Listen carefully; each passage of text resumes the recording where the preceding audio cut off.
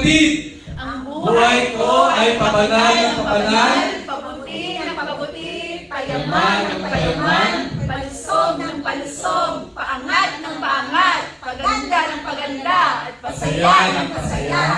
papogi ng papogi. Gusto na isigaw yung paganda ng paganda. Sinisigaw ko.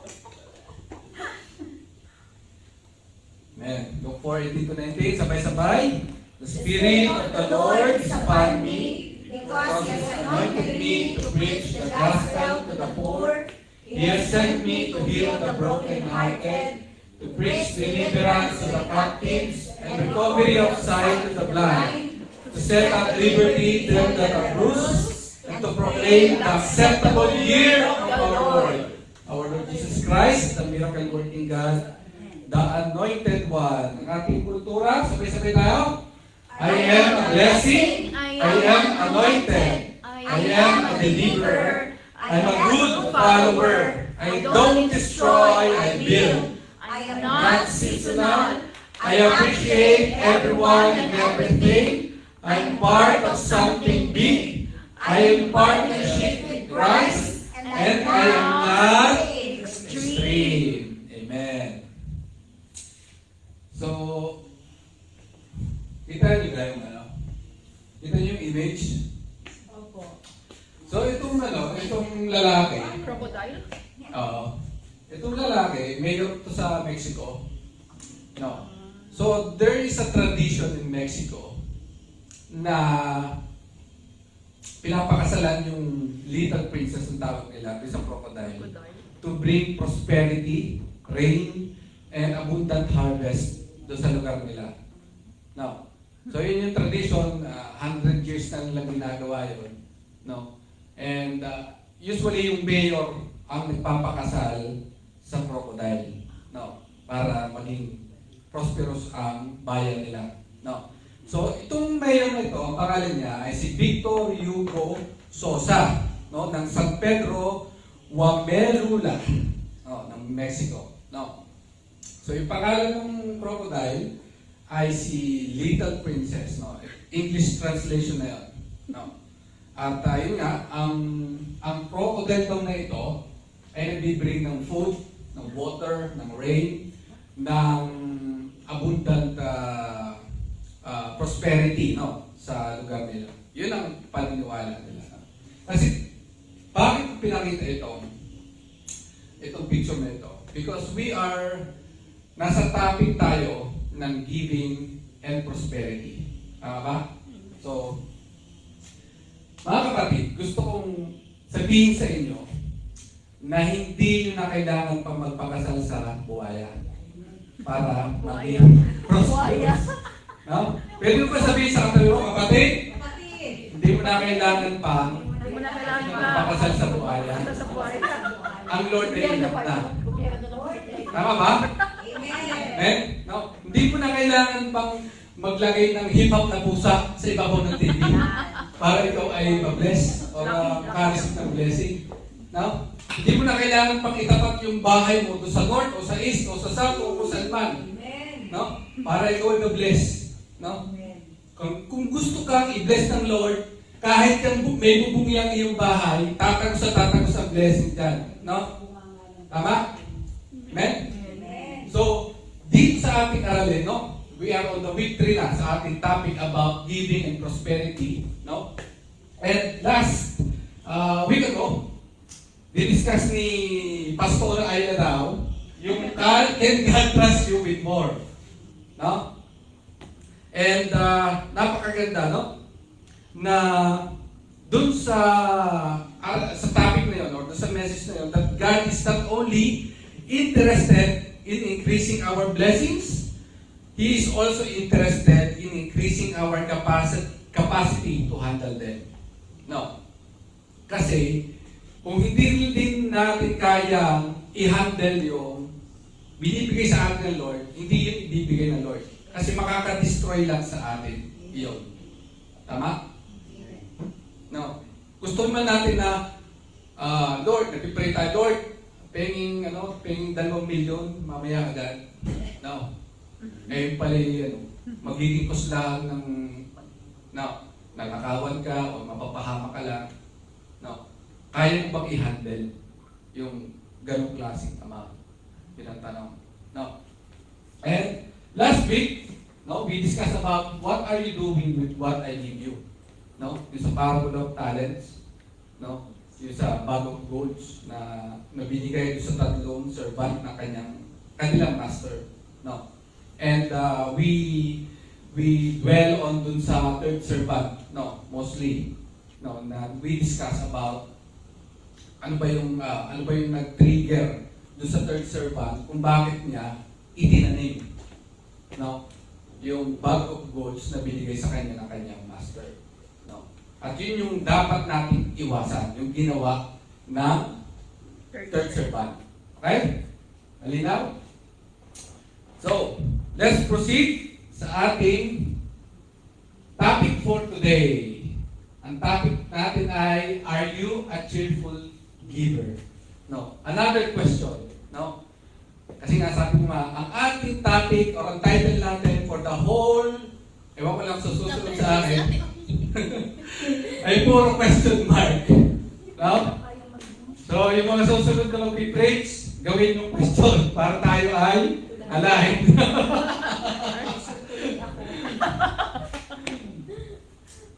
Are you a cheerful giver? No. Meron kasing cheerful lang, pero hindi giver. Tama ba? Meron namang giver, pero hindi cheerful. At meron extreme na pares. Wala. Hindi cheerful, hindi rin giver. Tama? No. So, ating i-assess, ating titingnan ng ating mga sarili, no, including me. Am I a cheerful giver?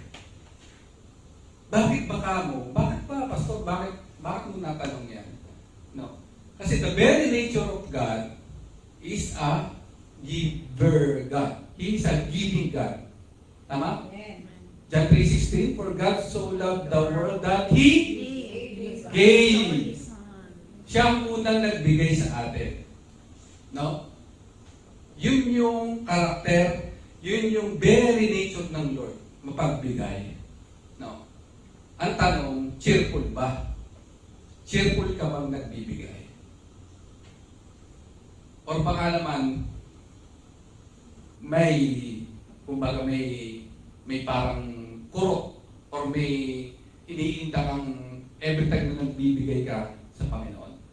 No? So titingnan natin, i-assess natin, no, sa today's message kung paano or ano ba yung ating answer dito sa question na ito, no? So God does not measure prosperity by what you collect, but by what flows through you. No? Hindi mini-measure ng Lord yung prosperity na nasa ating mga kamay. Ina-assess ng Lord yung blessing na binibigay niya sa atin kung paano ito dumadaloy, nagpo-flow. No? So, true kingdom, yung totoong kingdom, no? Abundance begins the moment when you trade a clenched fist for an open hand. No? Ang ating bang kamay, tingnan nyo nga yung mga kamay nyo.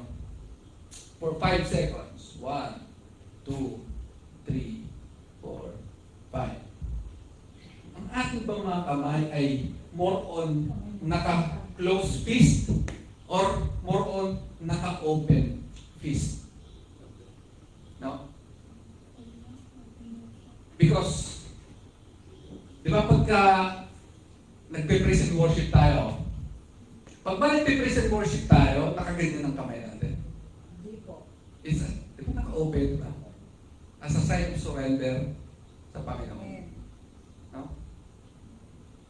And also, pag kami mga nagra-rally, mga aktivista, usually ang kanilang symbol ay, di ba?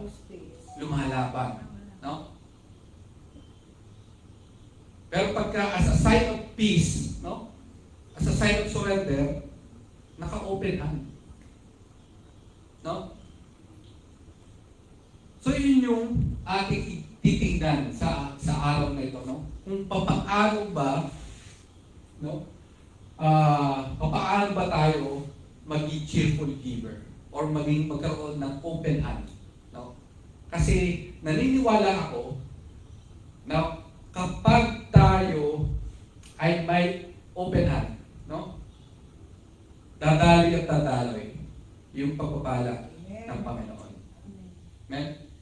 Kasi kung titingnan natin, no? Basahin na natin itong verse.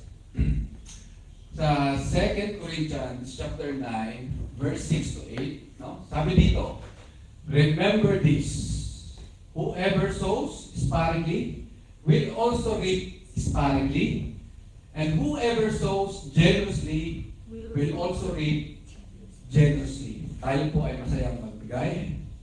Pag ano na to pang tension offering na to, no?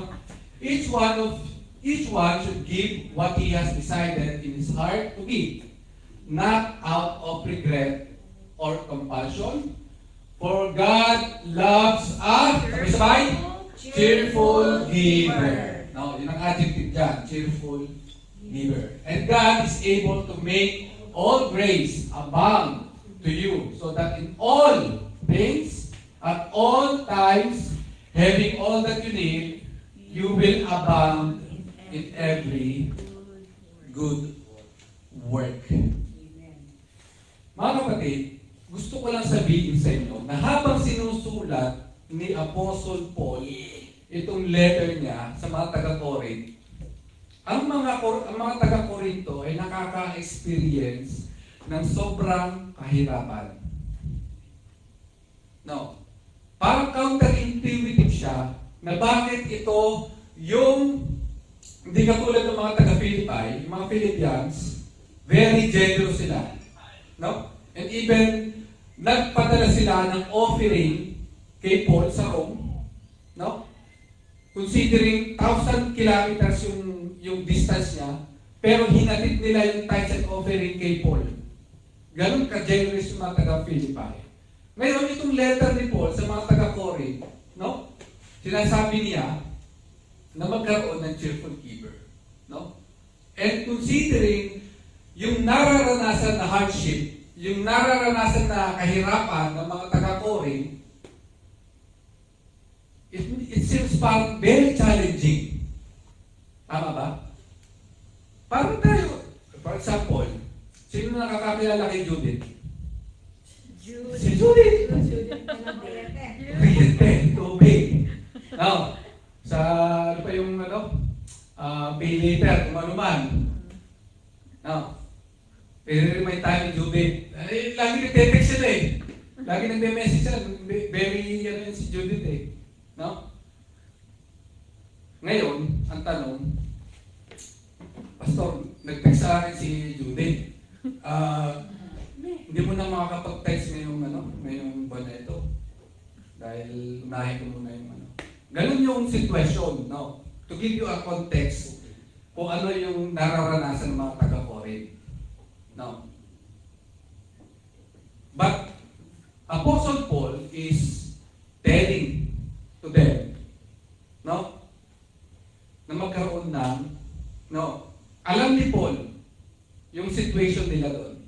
Alam ni Paul na nakakaranas ng extreme poverty yung mga taga-Corinth. No? And later on, malalaman natin kung ano ba, no? Kasi maraming mga churches, no? They are very cautious to discuss prosperity, to discuss giving. Bibihira kasi nga ayaw ma-labelan na yung church niyan ay prosperity preacher, gospel, ganyan-ganyan. No? But tayo, dito sa JA1, no? Hindi tayo nanginginig sabihin ito. Bakit ka mo? Sa 3,100, no? The verses, no? O 31,000 verses sa Bible, no? 2,000 involves about giving, involves about generosity, or money. No? And even sa gospel, no? More than half deals about money, deals about giving. Si Jesus Christ na, sa gospel na tayo. No. So mahalaga rin i-discuss ito. No? Although, ang ibang churches, ayaw nilang pag-usapan ito. No. All about money. No.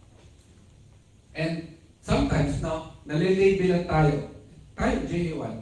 No, ay, JA1 naman yung church na mayayaman. Papatuloy ko yun. Amen. Papatuloy ko eh. Yun nga yung declaration natin, ang buhay kay payaman ng payaman. Bakit pa tayo nagde-declare kung hindi natin papatulan yung sinasabi ng iba? No. Ibig sabihin, pabor sa atin yun. No? Kung ano man ang kanilang pagkakaintindi, kung ano man ang kanilang ibig sabihin, it's up to them. No. Pag tayo, naniniwala tayo, no, na habang tayo yung nagtatalim, lalo tayong pinagpapala ng Panginoon. No. And kung titingnan din nyo, from Genesis to Revelation, ang lahat ng mga verses about giving, meron siyang kaakibat na promises. Naniniwala kayo doon? For example, tithes and offering sa Malakay 3:10. Ang sinasabi doon? Ang tithes and offering, ang tithes, no, 1/10. Floodgates open na yan. No? Ang first fruit, no? Anong promise ng first fruit? God will pour out the storehouse, no, with abundant blessing. Yun ang nagagawa, yun ang promise na nakakaiba sa first fruit. No? And kapag tayo nagbigay sa may hirap, no, sa poor, sinasabi ng Biblia na meron tayong pautang kay Lord. So every giving sa Bible na mababasa mo, meron siyang kaakibat na promises. No? So ewan ko na lang kung hindi pa kayo maging cheerful giver. Now, so nasa introduction pa lang tayo. Now, papunta pa lang tayo sa exciting part. Okay? Sabihin mo sa kapatid, papunta pa lang tayo sa exciting part. No? Kasi ang mga sa mga cheerful giver, no? Ang pagbibigay, sa cheerful giver ang pagbibigay gives them excitement and joy. Yun ang nagagawa, or yun ang nararanasan at nararamdaman ng mga cheerful giver. No? Gaya nga nung nagbigay ng offering ang mga taga-Philippi kay Apostle Paul na nasa Rome. No? Considering wala pang train, wala pang modern day transportation, pero bit-bit nila yung tithes and offering nila, yung basket, papunta kay Paul sa Rome. Para makasupport doon sa ministry ni Apostle Paul. No? Ganon yung nagagawa. Amen? And the more, no, kung lahat ng mga verses sa Bible ay may kaakibat na promises, no? Meaning blessing, no?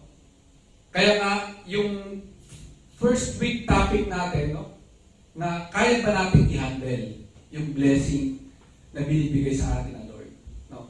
Kasi interconnected lahat ng ating mga i-discuss for this month of August, no, about giving and prosperity.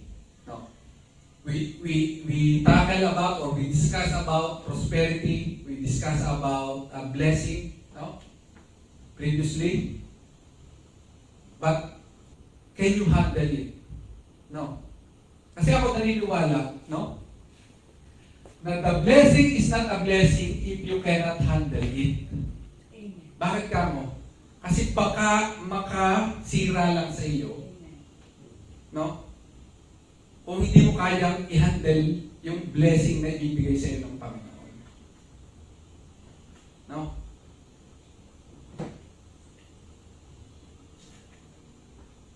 Lord, Lord, nagpipray ako ng sports car Ferrari, yung kulay red, para gamitin ko pang transport sa J1 Church. Kaya mo i-handle yun. Baka naman no, matinitan ka pa. Sunday, double demerits. Now, hindi ibibigay ng Lord. Kahit ibigay ng Lord, walang question doon. No? Ang tanong, kaya mo bang i-handle yung bibigay niya? No? Kasi kung makakasira lang sa iyo, hindi yun bibigay ng Lord. No? Amen. Trust me. No? Amen.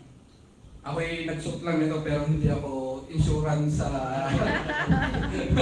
hindi ako hindi ng insurance o ano mga ano. Pero hindi rin ako your financial advisor or something. Naisipan ko lang dahil nagkukulit na siya ng dust. Sa closet ko. Mayabot talaga, sobrang yabot. Amen. Okay. So okay na tayo dito, no? Naiintindihan natin. Huwag kayong magtatampo na, Lord, isang taon ko nang pinag-pray, yung magkaroon ako ng bakit hanggang ngayon wala pa? Kasi nga, baka hindi mo pa kaya. No? Meron pang itinuturo ang Lord. Meron ka pang proseso pagdaraanan bago mo makuha, no? Huwag mong agawin ang ballpen Amen. sa Lord. Hayaan mo siya magsulat ng story ng buhay mo. Amen. Yes. No? Kasi pag siya nagsulat, siguradong maganda ang ending niya. Kasi siya, Alpha and Omega, the beginning and the end. No? He is all-knowing God. Alam niya yung makakabuti sa iyo.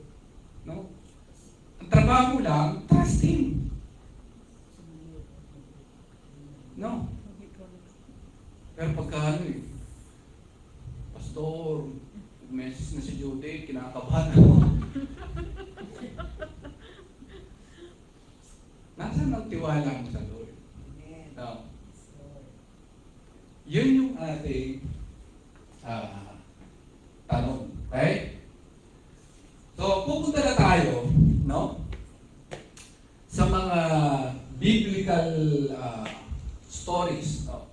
Na ating pwedeng maging reference para magkaroon tayo ng cheerful heart, no? Para ma-develop sa atin yung pagkakaroon ng isang cheerful giver. Okay? Ang una nating wait pala. Merong mag-ina, no? Si Junjun at saka pangalan natin yung anak, si Junjun, tapos yung ina niya ay si G. Aling Elsa. Si Aling Elsa. Okay? So, sabi nung anak, Nay, penging baon. Nahingi ng baon, papasok siya eh. No? 50 pesos, Nay. No? Nahingi niya, ganyan. Tapos sabi ng nanay, anong 40? Alin mo ang 30. Kung makahingi ka ng 20, kala mo, ang laki-laki ng 10. Eto sa'yo, 5. From 50, no? Na-reduce hanggang 5 piso. Kaya yung bagong bata, yung Junjun, naging 5 piso. Okay? But hindi yung ating pag-uusapan ngayon. No? Ang story na ating i-discuss, no, sa araw nito ay matatagpuan, no? Sa 1 Kings, no? Chapter 17, verse 8 to 16, no? The seed of scarcity, no? Ito yung story ni Prophet Elijah at saka yung widow of Zarephath. No. Before that, yung encounter ni Elijah dun sa widow, si Prophet Elijah ay nandun sa Brook of Keridib, no? For 3.5 years, meron siyang hindi man delivery boy, delivery bird na crow. Nabasa niyo yung story na, no? Yeah. So may crow, no? Hindi siya Didi, hindi siya Uber Eats. Crow siya, delivery bird, no? Na nagdi-deliver sa kanya araw-araw ng kanyang pagkain. Amen. No? Ito yung unang Didi at saka Uber Eats. No? May bread, no? May hamburger na dala-dalang lagi yung crow. No? For 3.5 years, grabe, sabi ko, Lord, nautusan mo yung ibon na magdala ng pagkain kay Prophet Elijah. Okay? Sa atin yun, ma-experience natin yun. Ano? Pagkagising natin, may ibon na nasa bintana natin, may bit-bit na hamburger at saka ano. No. Kinuha pala ng ibon doon sa McDonald's. No. So, ito yung story, no? Nagkaroon ng famine doon sa lugar ng widow, no, sa Zarephath. And kapag widow, no, ibig sabihin, sila yung nasa class E ng society. Di ba, may mga class E, yung mga may kaya. No. Class A, yung mga rich. No. Ito, nandun sa poorest of the poor, ang mga widow. Kasi, pag widow, walang nagsusupport sa kanila na husband. No. And usually, ang nagtatrabaho lang sa pamilya, yung lalaki. Hindi katulad ngayon, na pati yung nagtatrabaho na rin, yung mga asawang babae. Okay? Ngayon, etong si Elijah ay na-encounter niya itong widow. Okay? So, inano natin yung premise, no? Yung context, no? Mahirap, may famine, gutom, widow. So, lahat ng mga elementong iyon, no? Ay magiging factor para mag-decide kung magbibigay ba itong widow na ito. No? Para mas maintindihan natin. No? So, nung sinabi ni Prophet Elijah dun sa widow na bigyan siya ng pagkain, ang sabi ng widow, initially, wala siyang may bibigay. No. Actually, nag-request muna ng tubig. Binigyan niya ng water. And then pagkain. Ang sabi ng widow, last, ko na lang to, luto ko na lang to. At after this, papanoorin ko na lang yung anak ko na mamatay sa gutom. Ganun ka-extreme ang sitwasyon during that time.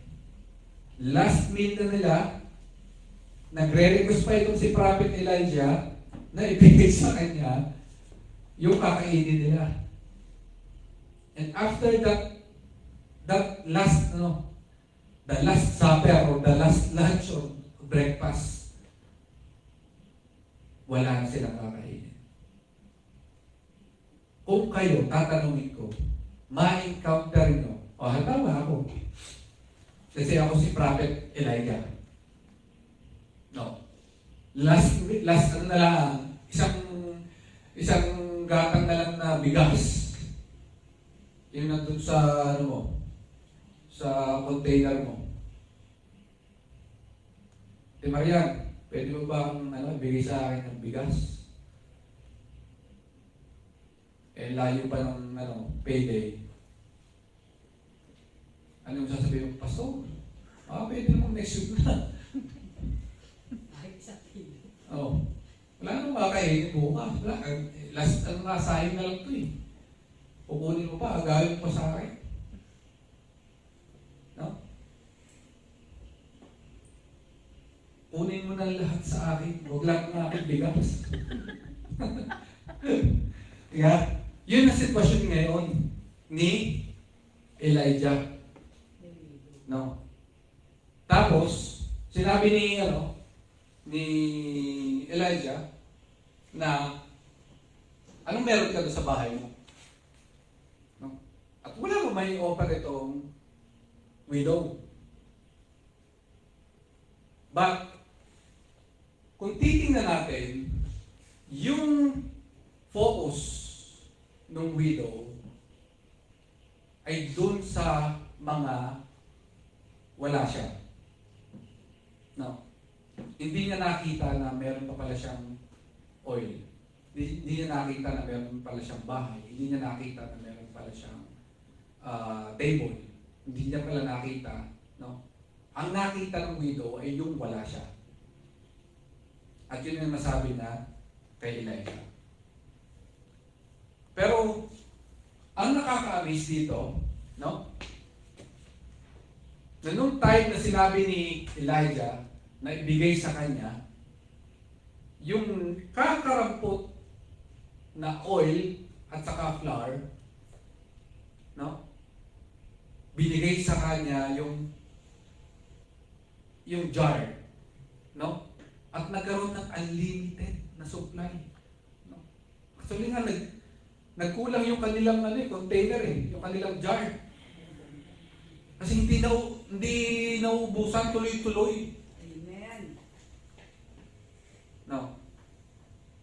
So again, babalik na naman tayo dun sa ating mga kamay. Gaano ka-open yung ating mga kamay kapag tayo ay nagbibigay sa Lord?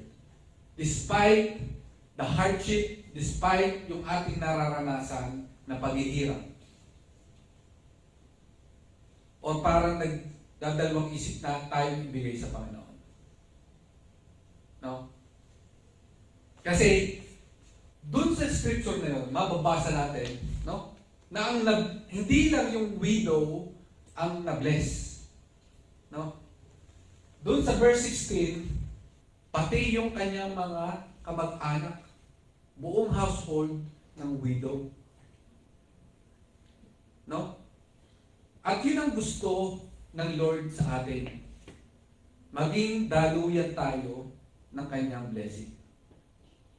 Amen? So, dito makikita natin kung paano nag-obey doon sa panawagan o doon sa calling ng Lord, no? Through Prophet Elijah, no? Because napakahalaga ang obedience, no? Pagdating sa ating pagbibigay. No? And sometimes obedience doesn't make sense. Kung babalikan natin itong story nito, Lord, ibibigay ko ba ito? Last meal na namin ito Parang hindi siya malinaw No? But obedience will always make God's breakthrough. At yun nga yung nangyari dito sa widow of Zarephath. The moment na siya ay nag-obey, nagkaroon ng breakthrough, ng miracle sa kanyang buhay. No?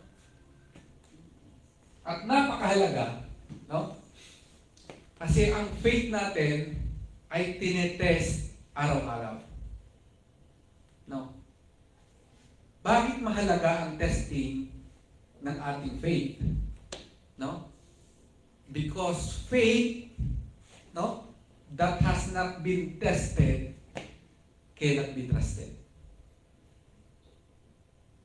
Ulitin ko, at may naghikap.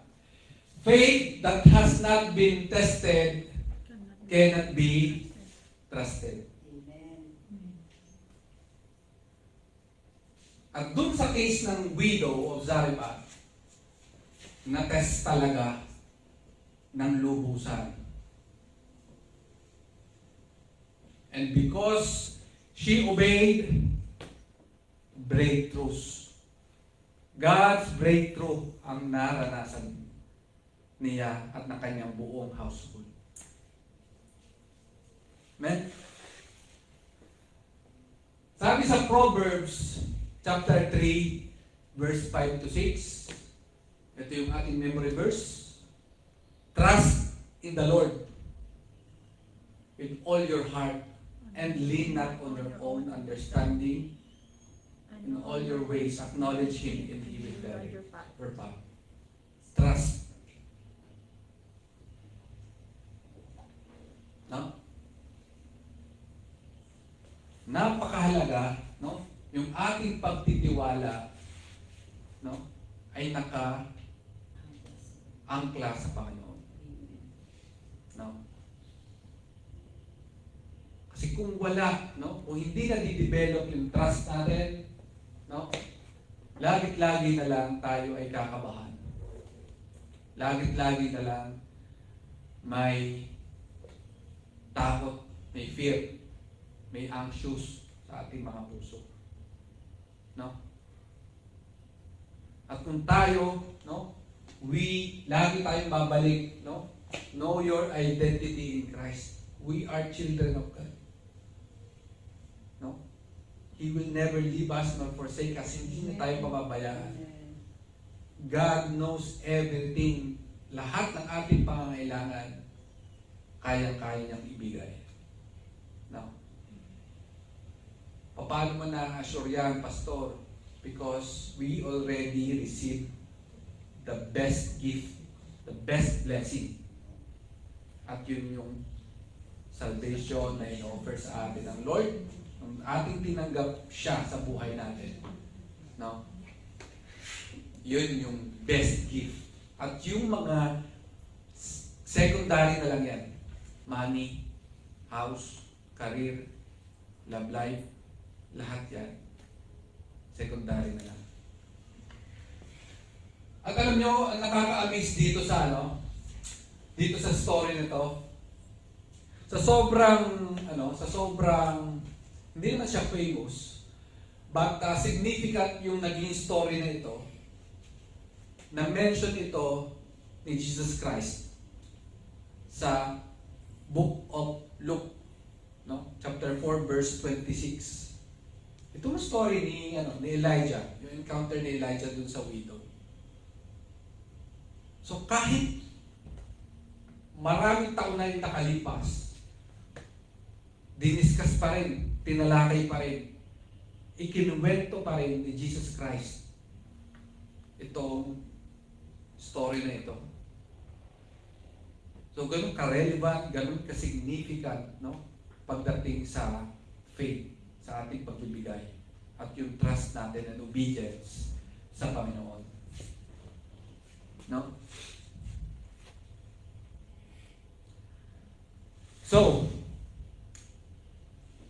kapag ba last portion na, nakaka-experience ng scarcity, no? Do we have the faith na ibigay pa rin sa Panginoon? Amen. At isa lamang ang nag-amen sa JK. No? Kasi hindi dito sa J1 Bird, no? Napapasok ko lang sa ibang simbahan, pagka tithes and offering, ang daming tao sa banyo. Bakit kaya? Grabe. Hindi dito sa J1 per tayo. Dito, napaka-generous, napaka-cheerful giver kayo lahat. Amen. Ha? Simple church yun, napaka-simple lang. Tapos yung iba naman, nagtutunog-tunugan. Or baka masyadong mahaba mag-preach yung pastor. I don't know. So sabi dito, God does not ask for your surplus, He asks for your trust. Amen. No? Hindi lang yung mga tira-tira natin, hindi lang yung ano. Amen. Kasi minsan may magtatanong sa pastor, kailangan ba ng Lord ang pera ang binibigay sa atin? Kasi may ano yan, mayroong question lagi na kailangan ba ako magbigay ng pera ko sa church? Alin ang iyo? Ayan. Ako lang yung yung napapagtanong na yan. Pero maraming tao na nagano sa akin, Pastor, kailangan ba ako magbigay sa church? Yung pera ko. No? Doon sa tanong na yun, una, lagi nating iisipin na lahat ng meron tayo Sa Lord. ay sa Lord. Yes. No? So, sa tanong na yun, mali na agad yung una. Pera. Kailangan ko bang ibigay yung pera ko sa church? No, yung pera ko, merong doon. May kulatilya agad doon. Steward ka lang, manager ka lang, tagapamanihala ka lang. Lahat ng meron tayo sa Lord. No?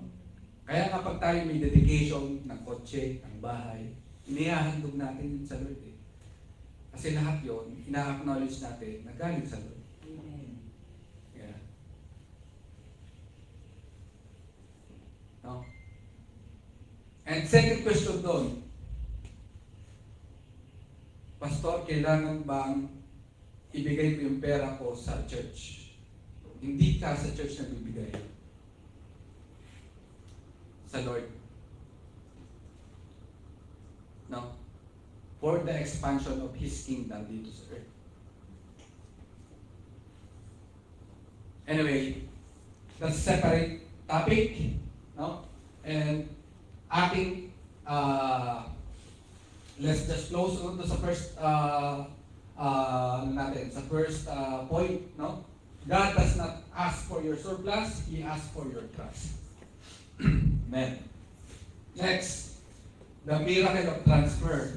So ito ay makikita naman natin sa John chapter 6 verse 1 to 4. No, ang story nito, no?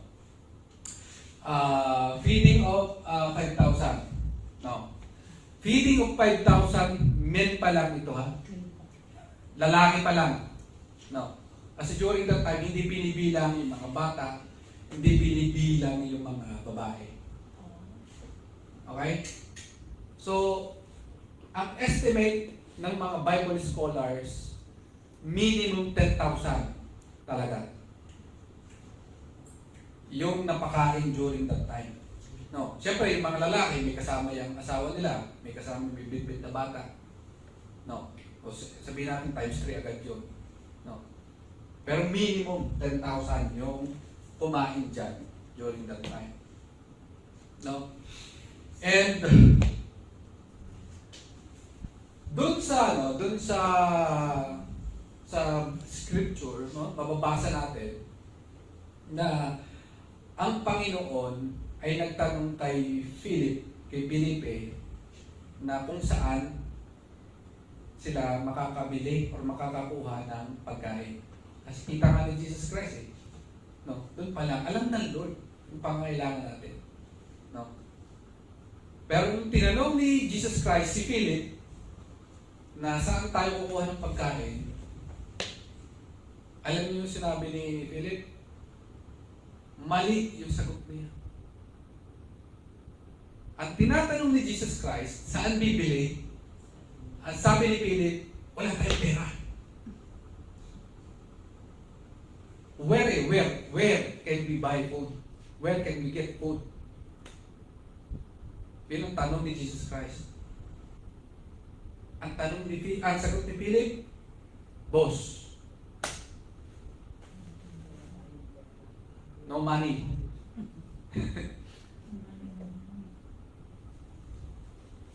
No? But buti na lang, no? Buti na lang, andun si Andrew. No, yung brother ni Peter. So si Andrew, hindi si Andrew ha, si Andrew, na apostle, na witness niya yung mga miracles previously. At ang sinadjust ni Andrew, mayroong isang bata doon. May bit-bit na 5 gardenia, tsaka 2,000. 5 breads, no? Barley pa, barley.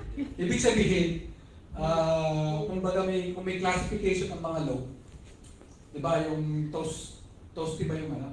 Yung magandang klaseng loaf? Yung malambot na puti.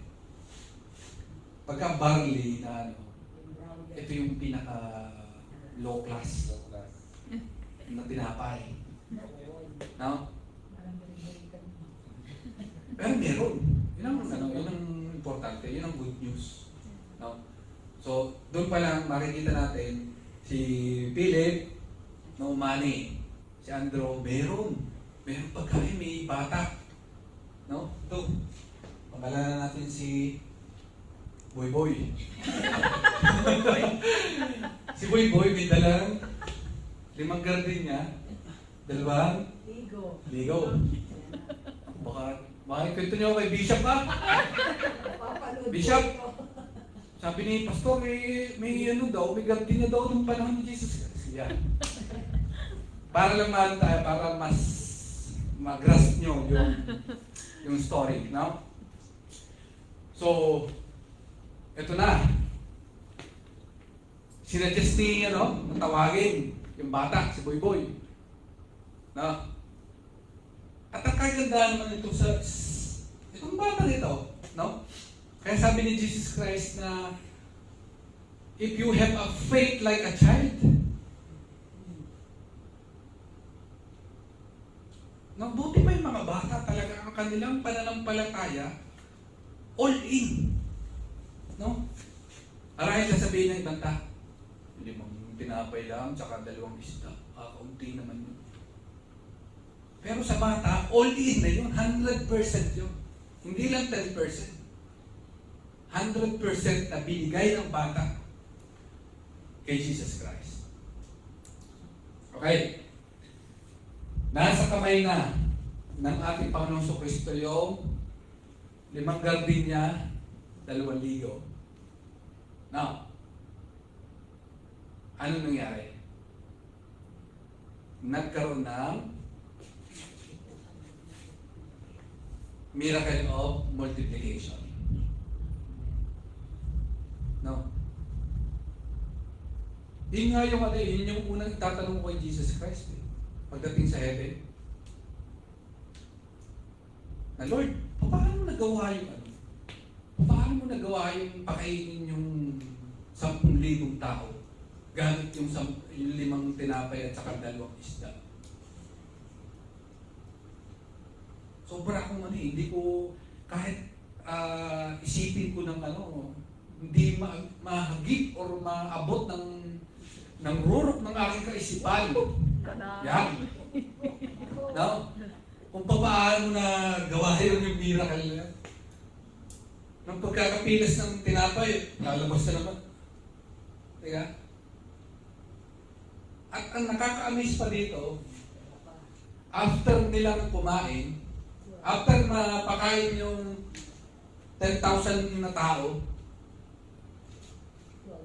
meron pang 12 basket, may 12 kain silang na isaron. Sobrang dami. So, Again, yung miracle, no? Nag-start kay Andrew. No. Si Philip, medyo ano siya pessimistic. But si Andrew, no, since na kita niya, na witness niya, yung mga previous miracle, no, yung ginawang alak, yung tubig, no, dun sa wedding in Cana, no, alam ni Andrew na kayang-kaya ng Lord ito. Paramihin, pakainin itong mga 10,000 tao ito. Kayang-kaya niya. Hindi siya kinabahan, hindi siya nag-worry, hindi siya nagdalawang isip. No. Because meron siyang experience. Meron siyang on hand na event or testimony kung paano gumawa ng miracle si Jesus Christ. No? So in the boy's hand, no, sa kamay, no? Nanon tayo sa kamay, no? 5 loaves were barely enough for one child, no? Sakto lang 'yan, no? Pero sa kamay ng ating Panginoon Kristo, in Jesus' hands, no? Kaya niya pakainin, hindi lang yung bata. No. Yung 5 bread and 2 fish, sakto lang sa bata. Sa kamay ng bata. Pero pag yan ay inilagay mo sa kamay ng ating Panginoong Jesucristo, kaya niyang i-multiply iyan. Amen. Na hindi lang yung bata ang makakakain, but thousands of people ang kayang pakainin. No? So prosperity is not determined by the size of your resource, but by the hands holding it. No? So yung ating palang pagbibigay, no, is not a money issue, it's not the amount, it is the issue sa ating mga puso. At ang ating puso ay connected sa kamay. But if we trust Him at naniniwala tayo na kung paano pinakain at gumawa ng miracle ng ating Panginoon Kristo, no, nung pakainin niya itong 5,000 men, no, kaya-kaya din niya gawin ngayon. Amen. Amen? God doesn't multiply what you heard, He multiplies what you hand over. No? Amen. Kapag, isipin nyo, yung bata, hindi niya binigay kay Jesus Christ. No. Hindi mag-multiply at hindi mapapakain yung libo-libong tao. But the moment na nag-trust and obey ang bata, binigay niya yung kanyang 5 tinapay at 2 isda, doon naranasan ang miracle of multiplication. No?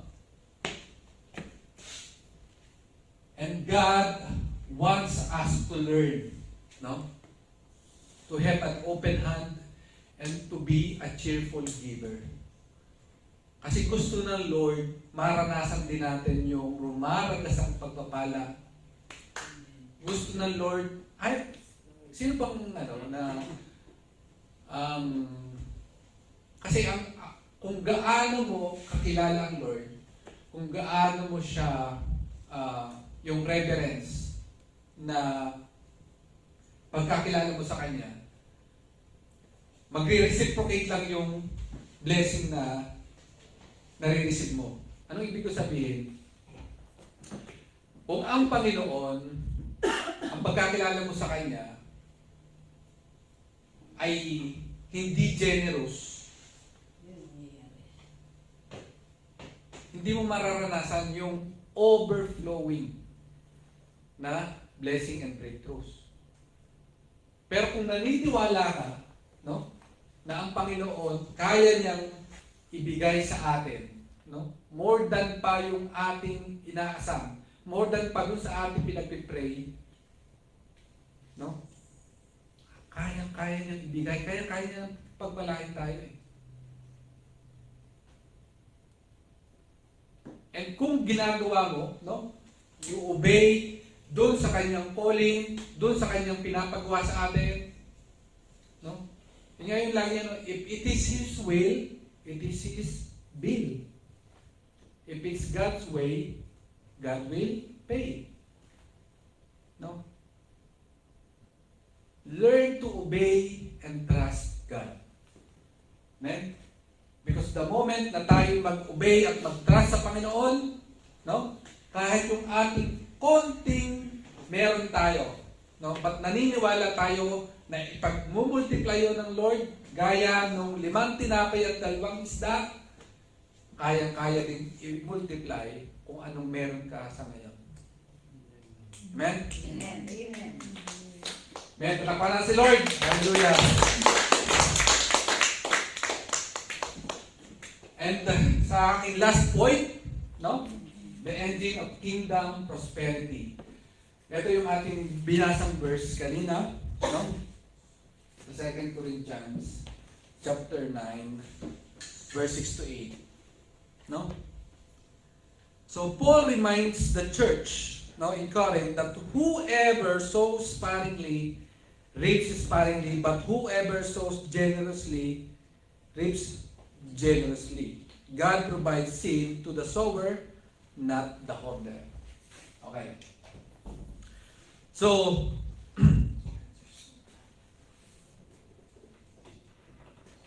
sa isang farmer, no, for example, meron ako ditong buto ng mangga. Isang buto ng mangga, pag tinanim ko to, after many years, bubunga siya ng, hindi lang isa, tama? No. Pero kung ang itinanim ko ay hindi lang isang buto ng mangga, no. For example, ang isang buto ng mangga, kaya niya mag-produce ng 1,000 mangga. Kaya niya mamunga ng 1,000 mangga. How much more kung nagtanim ako ng 100 na buto ng mangga? Times 1,000. Ilan yun? 1 million. No. Kaya tayo pagka nagtatanim, no? Kaya yun yung yun yung encouragement lagi natin, no? Sa ating tithes and offering, no? Whisper a prayer, no? Kasi yun yung klase ng pagtatanim natin, Panginoon.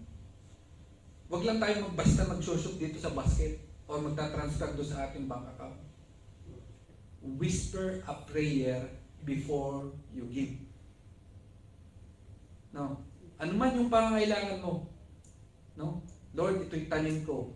Lord, yung aming tinitingnan ng bahay, Lord, kayo po mag-provide.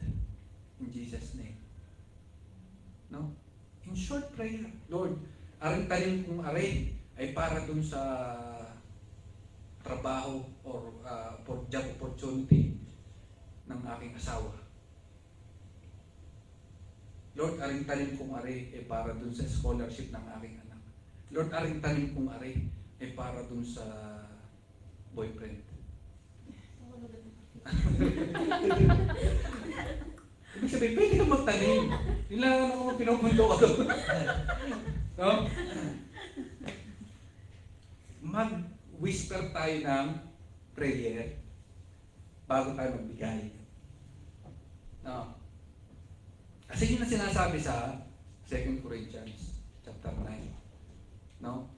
Whoever sow, no, sparingly will sow sparingly. So gaano kakaraming magtanim? Kapag ikaw ay masipag magtanim, kabay, pag yan ay nag-harvest time, sabay-sabayan, no, na hindi mo na makontain. No? But the point is, kailangan magtanim. Amen? Sabihin mo sa katabi mo, kapatid, matuto ka magtanim. Natuto ka magtanim. Amen? But whoever sows generously, reaps generously. Okay? Doon tayo dun sa generous. No? Tingnan mo yung katabi mo kung generous yan. Yan. Katulad mamaya. Oh, si Kuya Clover, pinaka-generous.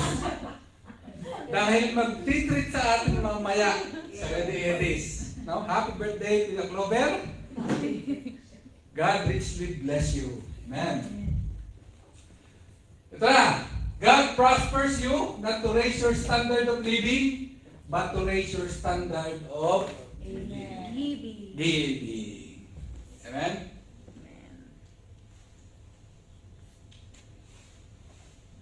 Kasi, bakit ba gusto ng Lord na tumaas yung standard of giving natin? Ano sa tingin nyo? Bakit gusto ng Lord? Maganda naman yung ano eh. Hindi ko sinasabing huwag kayo mag-save. Save. Mag-invest kayo by all means. No? But, bakit sinabi doon to raise our standard of giving?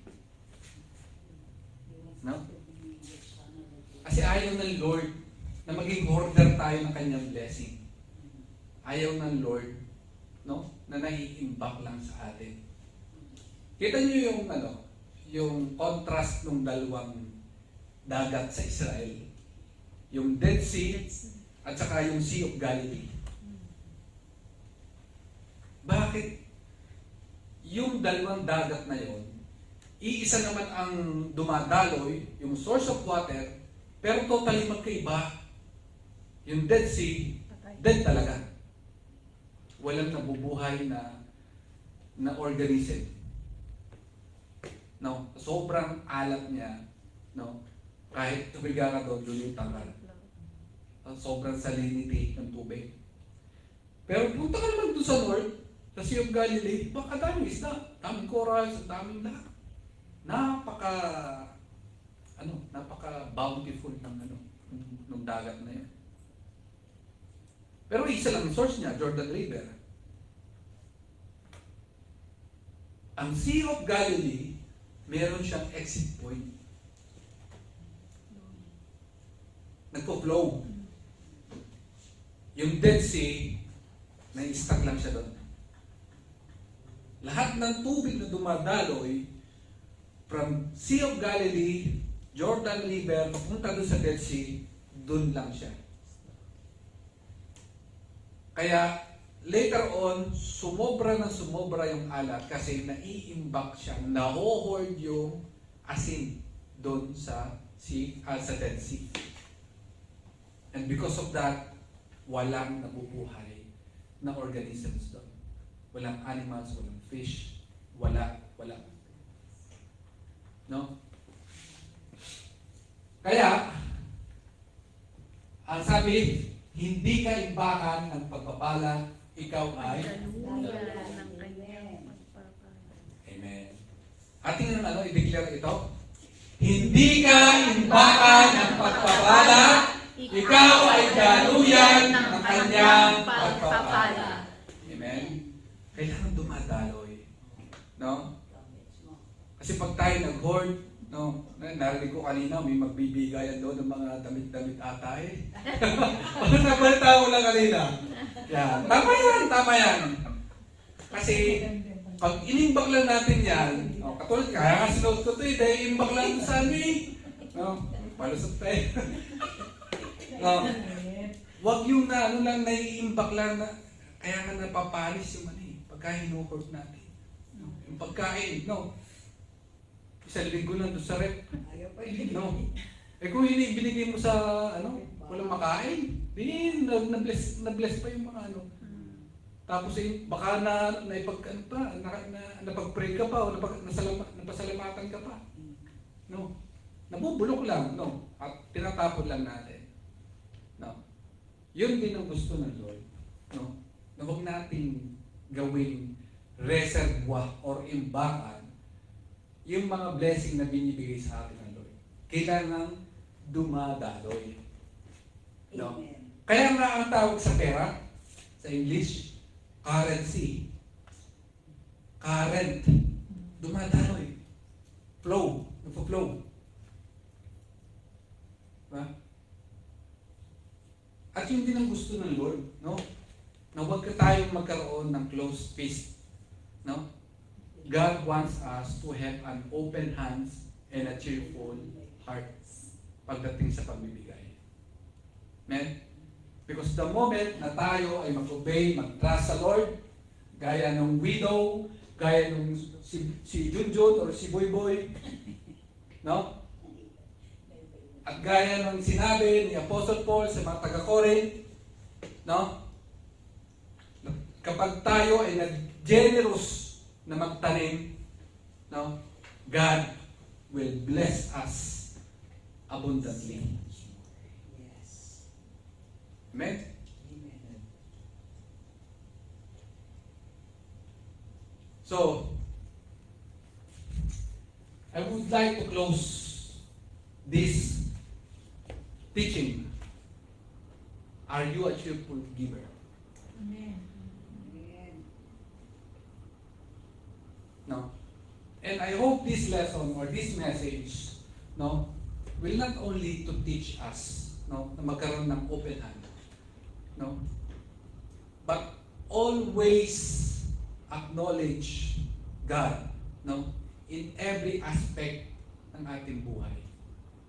Ito man ay physical, spiritual, emotional, in our finances, in our relationship, always, no, place Him above anything else. Lagi siya yung una. No? Kasi kapag lagi nating inuuna, Matthew 6:33, napakalinaw na yun. Seek ye first the kingdom of God and His righteousness, and all these things. Ano yung all these things na yun? Sinabi doon sa previous verses. Housing, food, clothing, everything. Ibibigay niyo ng Lord. Unahin mo lang siya at yung kanyang katuwiran. Amen. Amen? So, mga kapatid, I will close this teaching or this lesson, no? And let's check our heart. Magkaroon tayo ng heart check, no? And a hand check, no? Because naniniwala ako, no? Giving is not just about money issue. It is a heart issue. Amen. No. Ating i-assess, no. Kasi gusto ng Lord, no, na tayo nagbibigay na may kagalakan, no. Not under compulsion, na napipilitan, no. Ayaw ng Lord ng ganun. No. At hindi question kung kaya ng Lord na ibigay o pagpalaan tayo. God will supply all our needs according to His riches and glory. Gaano kayaman ng Lord? Siya lang naman ang may-ari at gumawa at nag-create ng lahat ng tao ng bagay dito sa universe. No. At kung nagdadalawang isip ka pa rin, at natatakot ka rin, no? What will happen tomorrow? Baka magkaroon ng recession, baka matanggal ako ng job, or everything, or what not. Trust and obey God. Now,